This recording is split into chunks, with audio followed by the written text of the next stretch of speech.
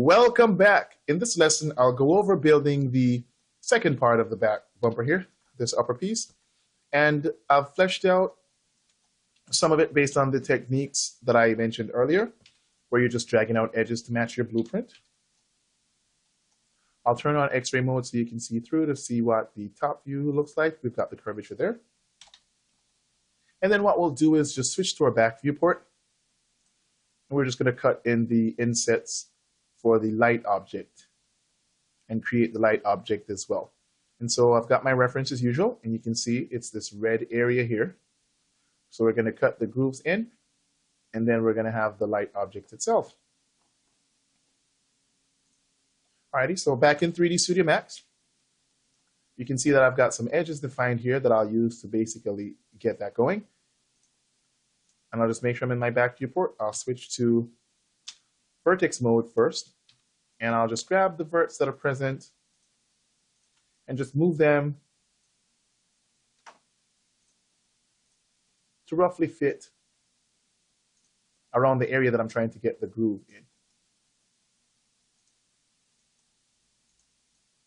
All right, and so once you have that, what you do next is just grab the faces that you're needing.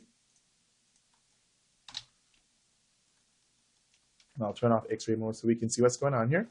And I'll just go ahead and hit Alt-E, which is extrude, and that will give me my extrusion settings here.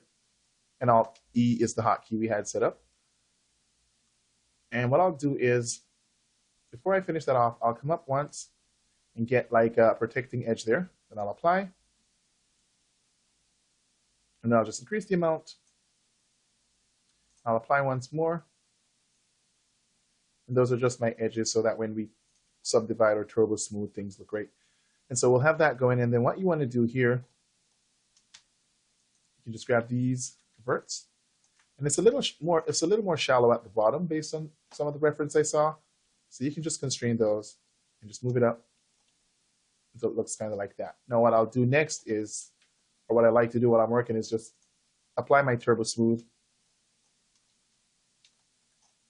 and just go in and toggle between the two so I can kind of see what's going on and how things are looking. So far we have the overall area created. What we'd be doing next is going in and adding edges to protect some of the curvature here, and maybe add some sharpness if we're needing it. So what I'll do as well is add symmetry so you can see how this goes across. And that's how we're looking. And so to add protecting edges, what I'll do is I can go to my Edit Poly modifier, and then I'll go to my Edit Swift Loop. I'll hop to my reference, and I see that that's like fairly defined, that area there. So I'll just hop back into my 3D program, add an edge there. Probably add one down there to protect that area.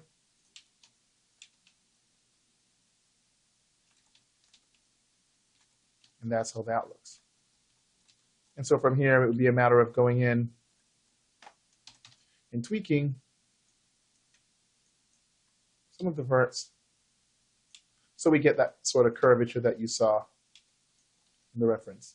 While you're doing this, you have to be careful to make sure you don't break too many planes. Otherwise, you'll start getting a little bit of lumpiness. So when you move that, if you see things are sticking out a little bit, it's great to just go back in. Make sure you're not using any sort of constraint, and just sort of move those, and you can see the curvature. And so just move that back into place, and it should look kind of like that. The other thing we can do, the other thing we can do is where we have edges that run across the model, we can actually terminate some of those, and that'll prevent things from going really, really sharp, because you can see that we're losing a bit of our curve here. And so to do something like that, all you simply have to do is just grab a vert, target weld it to one next to it, remove that, and now you can see that fixed it a little bit. The other thing we can do is space the edges out. So with edge constraint, So to do that, and just move these verts so the edges aren't as close together. And that will go back and make your curve a bit smoother. And if you're trying to get super efficient with it, you could also go in and terminate your edges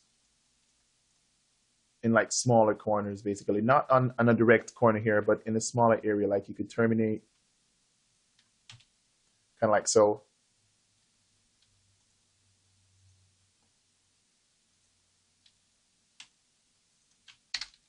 And remove an edge.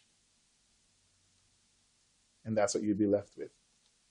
And that's the less desirable of the two methods, but that's something you could do as well and go in and tweak the vert so you're not getting the bulging here.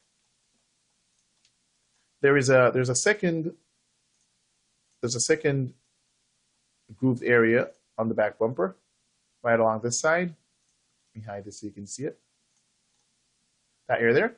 And so you'd use the same process to create that. That concludes this lesson. Thank you very much, and I'll see you in the next.